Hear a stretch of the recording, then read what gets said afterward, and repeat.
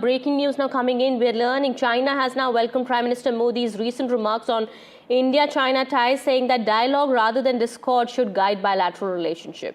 Well, Foreign Ministry spokesperson of China has said that China noted Prime Minister Modi's recent positive statement on the India-China relations and appreciated. Well, China says the relationship between the two countries is a cooperative dance between the elephant and the dragon. All right, my colleague Disha is also now joining us on the broadcast here, getting us more on that. Disha, China clearly welcoming Prime Minister Modi's statement on India-China ties, saying that dialogue is the way forward.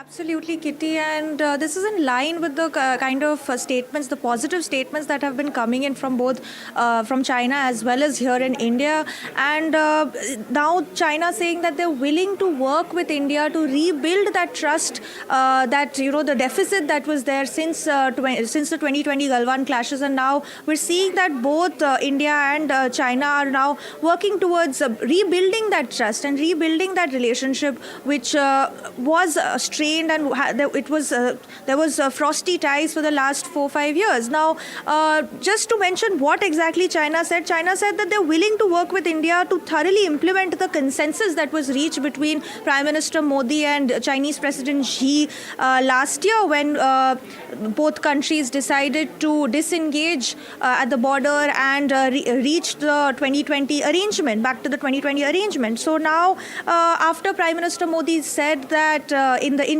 his podcast interview yesterday, mentioned that both India and China need to work together, and to just talk about what he exactly said, that these are two developing civilizations in Asia, and they need to work together. There is competition. Of course, there's competition, but it's healthy competition. It shouldn't turn into a conflict, that a lot of conflicts that we've been seeing across the world.